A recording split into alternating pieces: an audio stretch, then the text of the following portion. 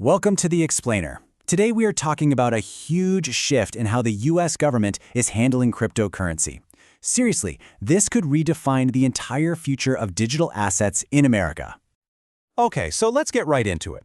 For years, the relationship between crypto innovators and US regulators, well, it's been tense.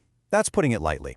It's really been a story of lawsuits, of uncertainty, and a whole lot of high-stakes conflict.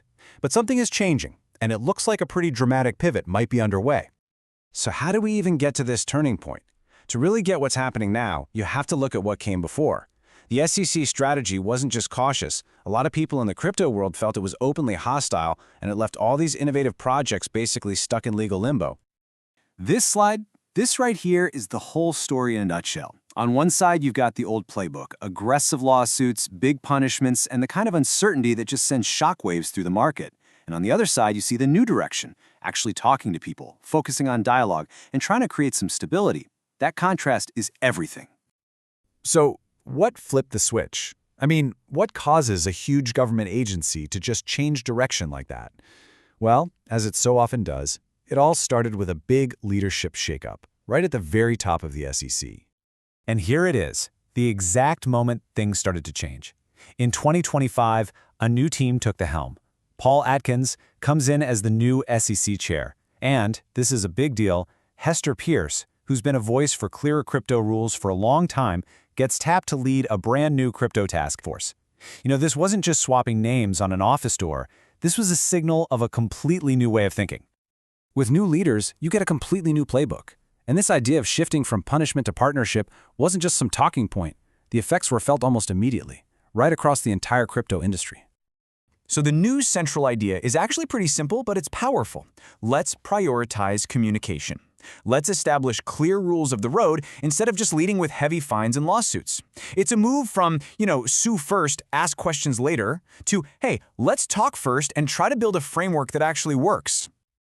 And look, this wasn't just talk. We saw this new philosophy in action with some of the biggest names in the game. The agency dropped its civil action against Coinbase. It significantly cut the penalty for Ripple Labs. These kinds of moves sent a massive message to the whole industry. The era of confrontation is over. This whole new approach was then formalized under an initiative they're calling Project Crypto, and its mission is basically to finally bridge that gap between old-school securities law and the new world of blockchain. It's like an official admission that, hey, you probably can't regulate 21st century tech with laws written in the 1930s without making some serious updates. Now, this shift isn't just about, being less confrontational. It's also about proactively opening the door for new and innovative financial products to finally get into the US market. The new SEC really didn't waste any time. It quickly greenlit a wave of new ideas that the industry had been begging for years. First, they approved what's called in-kind creations for crypto funds.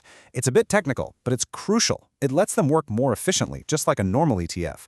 Then came a huge one, allowing staking inside an ETF, so investors can earn rewards. And finally, they started building out clear frameworks for stablecoins, which are really the bedrock of the entire crypto economy. You know that approval for staking inside an Ethereum ETF? That sent a massive signal to the market.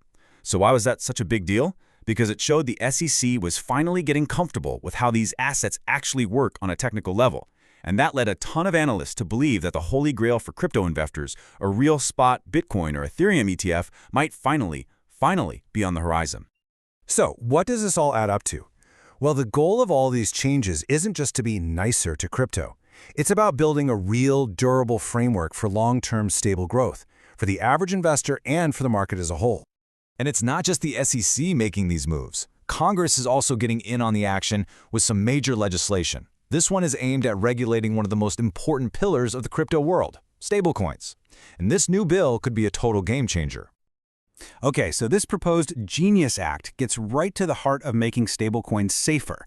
It would force the companies that issue them to hold high-quality reserves, so no more just guessing what's backing the coin.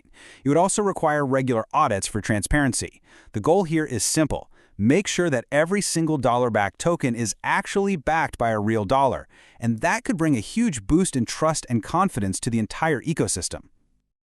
So yeah, this shift from constant conflict to collaboration really feels like a new chapter is beginning. And it leaves us with the big question for the future. After all these years of fighting, can regulators and innovators truly work together to build a crypto ecosystem that's safe, that's innovative, and that's accessible for everybody? That really is the billion-dollar question.